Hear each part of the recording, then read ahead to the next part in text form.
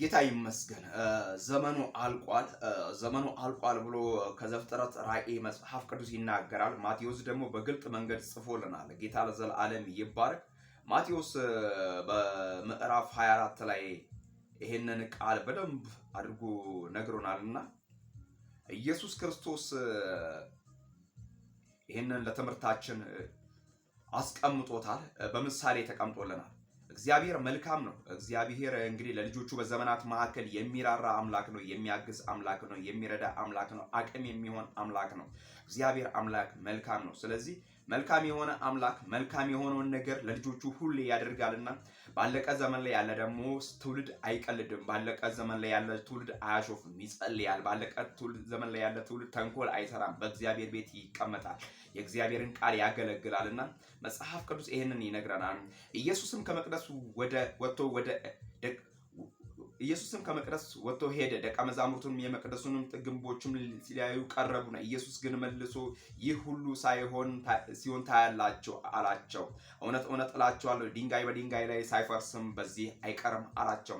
እርሱም በደብረ ዘይትም ተቀምጦ ሳለ ይላል ደቀ መዛሙርቱን ለብቻቸውን ወደ እርሱ ቀርበው ንገረን፣ ይህ መቼ ይሆናል? የመምጣትስ የዓለም መጨረሻስ ምልክቱ ምንድን ነው አሉት። ቁጥር 4 ላይ እንዲህ የሚል ቃል አለው። ኢየሱስም መልሶ እንዲህ አላቸው፣ ማንም እንዳያስታችሁ ተጠንቀቁ። ብዙዎች እኔ ክርስቶስ ነኝ እያሉ በስሜ ይመጣሉና ብዙዎችንም ያስታሉ። ጦርንም የጦርንም ወሬ ሰሙ ዘንድ አላችሁ። ይህም ሊሆን ግድ ነው። ተጠበቁ፣ አትደንግጡ። ዳሩ ግን መጨረሻው ገና ነው። ሕዝብም በሕዝብ ላይ መንግስትም በመንግስትም ላይ ይነሳል። ረሃብም ቸነፈርም የምድርን መናወጥም በልዩ ስፍራም ይሆናል። እነዚህ ሁሉ የምጣር መጀመሪያ ናቸው አለ።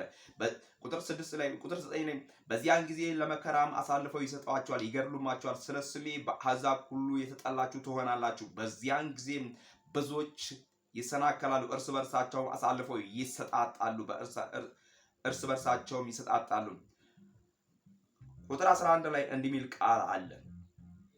ብዙ ሐሰተኛ ነቢያትም ይነሳሉ፣ ብዙዎችንም ያስታሉ። ከአመፃ ብዛት የተነሳ የብዙ ሰዎችን ፍቅር ትቀዘቀዛለች። እስከ መጨረሻው የሚጸና ግን እርሱ ይድናል።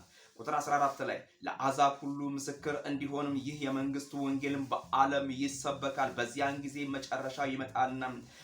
እንግዲህ በነቢዩ በዳንኤል የተባለውን የጥፋትን ርኩሰትን በተቀደሰ ስፍራ ቆሞ ታዩታላችሁ። አንባቢ ያስተውል።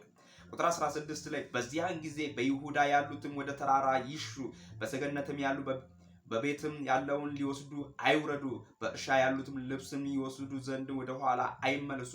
በዚያን ወራትም ለእርጉዞችና ለሚያጠቡት ወየውላቸው። ቁጥር 19 ላይ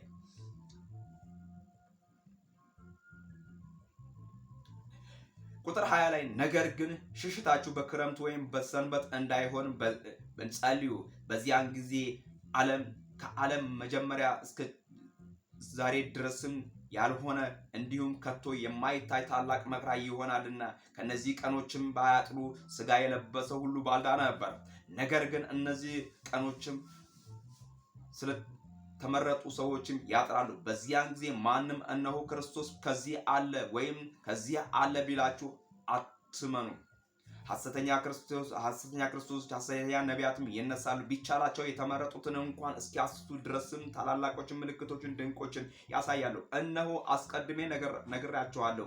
እንግዲህ እነሆ በበረሃ ነው ቢሏችሁ አትውጡ፣ እነሆ በእልፍኝ ነው ቢሏችሁም አትመኑ። መብራትንም ከምስራቅም ወጥቶ ምዕራብን እንደሚታይም የሰው ልጅ መምጣትም እንዲህ ይሆናልና። በድን ወዳለበት በዚያ አሞራዎች ይሰበሰባሉ። ቁጥር 28 ቁጥር 29 ላይ እንዲህ የሚል ቃል አለው። ከዚያም ወራትም መከራ በኋላ ወዲያውም ፀሐይ ይጨልማል፣ ጨረቃም ብርሃኗን አትሰጥም፣ ከዋክብትም ከሰማይ ይወድቃሉ፣ የሰማይ ኃይላትም ይናወጣሉ። በዚያን ጊዜ የሰው ልጅም ምልክትም በሰማይ ታያለን። በዚያን ጊዜ የምድርም ወገኖችም ሁሉ ዋይ ዋይ ይላሉ። የሰው ልጆችም በኃይልና በብዙ ክብርም በሰማይ ደመና ሲመጣ ያዩታልና። መላእክቱም ከታላቅ መከራ ድምፅም ጋርም ይልካቸዋል። ከሰማይም ዳርቻ እስከ ዳርቻ ከአራቱም ነፋሳትም ለእርሱ የተመረጡትን ይሰበስባሉ። ምሳሌውን ከበለስ ተማሩ። ጫፏ ሲለሰልስ ቅጠሏም ሲያቆጠቁጥም ያን ጊዜ በጋ እንደቀረበ ታውቃላችሁ። እንግዲህ እናንተ ደግሞ ይህንን ሁሉ ስታዩ በደጅ እንደቀረበ እወቁ። እውነት እውነት እላችኋለሁ ሁሉ እስኪሆን ድረስም ይህ ትውልድም አያልፍም። ሰማይ ምድርም ቢያልፍ ቃሌ ግን አያልፍም። ሰማይና ምድር ያልፋሉ፣ ቃሌ ግን አያልፍም። ስለዚህ ቀንና ሰዓቲቱን ግን ከአባታችሁ ብቻ በቀር የሰማይ መላእክትም ቢሆን ልጅም ቢሆን የሚያውቅ የለም። የኖህ መርከብ እንደነበረ የሰው ልጅ መምጣትም እንዲህ ይሆናል ይላል ቁጥር 37 ላይ። ቁጥር 38 ላይ በዚያን ወራትም ከጥፋት ውሃ በፊትም ኖህ ወደ መርከቡ እስከገባበት ቀን ድረስም ሲበሉና ሲጠጡ ሲያገቡና ሲጋቡ እንደነበረ የጥፋት ውሃም መጥቶም ሁሉንም እስከወሰደ ድረስም እንዳላወቁ የሰው ልጅ መምጣትም ደግሞ እንዲህ ይሆናል። በዚያን ጊዜ ሁለት ሰዎችም በእርሻ ይሆናሉ፣ አንዱ ይወሰዳል፣ አንዱ ይቀራል። ሁለት ሰዎችም በወፍጮ ይሆናሉ፣ አንዲቱ ትወሰዳለች፣ አንዲቱ ትቀራለች። ጌታ በምን ሰዓት እንዲመጣ አታውቁምና እንግዲህ ንቁም። ያን ቀን ግን እወቁ። ባለቤት ከሌሊቱ በየትኛው ክፍልም ሌባ እንዲመጣ ቢያውቅ ኖሮም በነቃ ቤቱንም ሊቆፍር ባልተወ ነበርም። ስለዚህ እናንተ ደግሞ ተዘጋጅታችሁ ኑሩ። የሰው ልጅ በማታስቡበት ሰዓት ይመጣልና። እንኪያስ ምግባቸውን በጊዜ ይሰጣቸዋል ዘንድም ጌታችን በቤተ ሰዎችም ላይ የሾመው ታማኝ ባሪያ ልባም ባሪያ ማን ነው? ቁጥር 46 ላይ እንዲህ የሚል ቃል አለ። ጌታ ለዘላለም ይባረክ። ጌታ መጥቶ እንዲህ ሲያደርግም የሚያገኘው ያ ባሪያ ብፁዕ ነው። እውነት እላችኋለሁ ባለው ሁሉ ላይ ይሾመዋል። ያ ክፉ ባሪያ ግን ጌታ እስኪመጣ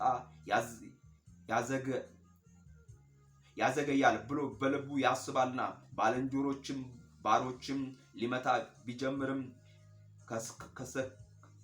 ከሰካራሞችም ጋርም ቢበላና ቢጠጣ የዚያም ባሪያ ጌታም ባልጠበቃት ቀንም ባላወቃትም ሰዓትም ይመጣልና ከሁለትም ይሰነጥቀዋል፣ እድሉም ከግብዞች ጋርም ያደርግበታልና በዚያም ለቅሶና ጥርስ ማፋጨት ይሆናል እያለ ማቴዎስ እንግዲህ ምዕራፍ 24 ከቁጥር 1 እስከ 51 ላይ ያለውን እንዲህ ይናገራል። ይህንን ሁሉ ልናገር እንግዲህ የፈለግኩት መጽሐፍ ቅዱስ እንደሚናገረው ዘመኑ አልቋል፣ ባለቀ ዘመን ላይ ነው ያለነው፣ እንዳንቀልድ ልል ፈልጌ ነው። ጌታ ለዘላለም ይባረክ።